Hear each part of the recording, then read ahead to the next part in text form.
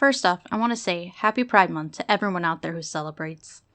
You are the bravest and most amazing people, and I am glad to be an ally to all of you. This video is dedicated to you, and I hope people can see that you all matter, and you deserve respect just like everyone else. People ask me a lot why I care so much about religion. If I left, then it should have no effect on my life anymore. So why does it matter if people practice the religion they want to? As someone who was raised in religion and was not given a choice of how I practice it, I think there are a lot of dangers that people do not see when they're not raised in it or have not experienced it themselves. In America, you're no longer allowed to have an opinion. In America, you're no longer allowed to say anything that doesn't follow what mainstream media tells you you're allowed to say, or else, they're going to take your sermon off YouTube, or they're going to try to shut down your website, or whatever. So the point that I was making is, even though the government's going to use this to push their agenda against Bible-believing Christians and just normal people, we need to not be intimidated. And I was just calling for normal people to stand up and say, you know what, enough is enough. We're sick and tired of it. We think it's disgusting, and we're not going to mourn it. It's not a tragedy, because they deserve to die. And you're saying that the media just kind of interpreted what you say, and I just transcribed a portion of your sermon, and you said 50 pedophiles were killed today. No, I think that's great. I think that helps society. I think that Orlando, Florida is a little safer tonight. You also went on to say the tragedy is that more of them didn't die. I mean, the tragedy is I'm kind of upset that he didn't finish the job. So would you say if 50 pedophiles not dying is a bad thing? So you're saying that the Bible preaches hate and violence? Well, the Bible... I don't think I've ever heard a pastor suggesting those words. Well, unfortunately, you've never probably heard a pastor preach the Bible. But the Bible definitely teaches that God puts all sorts of laws in the Bible and things that people, you cross the line. The Bible puts the death penalty on killing people. The Bible puts the death penalty on kidnapping people. The Bible puts the death penalty on perverted things like homosexuality, bestiality, things of that nature. So you don't hear that because the average church you go to is just interested in getting your money. So they're just going to tell you, they're just going to give you the nice sugar-coated sermons, which is fine, but there's more to the Bible than just those things. When I hear the words on this video, I am disgusted. This man not only believes that homosexuality is a sin, he also uses the religion that he believes in to back up the idea that these people are not worthy of life, simply because they live in a way that the church hates. Christianity rides a fine line between saying that everyone is all-loving, and that anyone outside of the religion deserves death and hell. I know that not all Christians are like this, but the literal Bible churches, this is what we're taught. I was raised fundamentalist. This is what they teach in the church. If God hates the sin of these people, then the people in the church are also allowed to hate the sin. What they are really saying is if you do not follow the rules that you have been given, then they're going to disown you. They're going to treat you like garbage. They do not see any worth in you if you're not following the God that they follow. It dehumanizes anyone who is not in the church. It takes away the idea that all humans are allowed to live the lives they want to.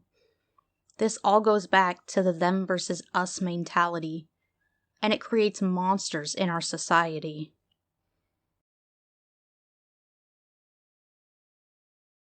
Why do I care so much about what they preach in the church?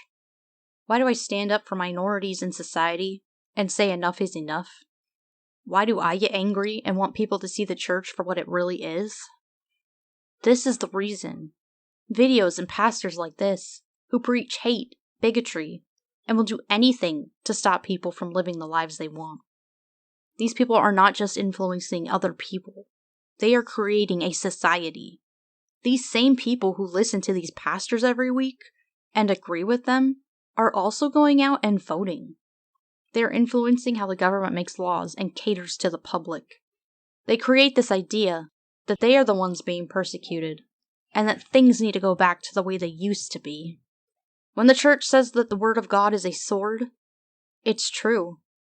They use this sword to demonize people and their choices. They want to use the Bible as a law book so they can kill anyone who does not agree with them. When I was a Christian, I am sad to say. I thought the same way. I thought that people chose who they were. I thought that everyone who was in the LGBTQ plus community just wanted to sin. I thought they knew God existed, but they would rather love who they want instead of love and respect God. I was trained in this mindset, and I had a right to judge them. I had a right to do whatever it took to change them, save them, and get rid of the idea that their lifestyle was normal. I was taught that no other species in the world was homosexual, which I later found out was not true when I left the church. Homosexuality is a normal occurrence in the animal kingdom. I was one of those people. The hate and bigotry was taught to me since I was born. I did not see it as wrong because I was just following what God told people in the Bible. I thought how I voted and how I looked at these people were saving our country. I was told that if we allowed sin into America, then we'll be judged by God. And I didn't want to be punished for not following what I thought was the law. When I look at the Bible, I saw all the times God punished Israel because they followed other gods, or they allowed sin into their society. As an atheist, I see how horrible of a person I was. I can see how damaging these teachings really are, and how they hinder a society from progressing. Kids are thrown out of their Christian homes because they are not following God's law. Adults are chastised for just living the lives they want to live. And dangerous people who hear these teachings use it as an excuse to take action into their own hands. We have seen it over and over again. LGBTQ people being beaten, shot, run over, and killed for simply living. Why do I speak out against religion? Because people matter. People deserve respect, and they deserve to live the lives they want to without the fear of going outside because they might be hurt or killed. We need to change the way that we see other people, and we need to stop judging people because of an ancient book that should have no influence over our society today. We as humans have evolved. The moral system that we follow today has changed, and the main idea of morality that we need to focus on is people are valuable because they are people.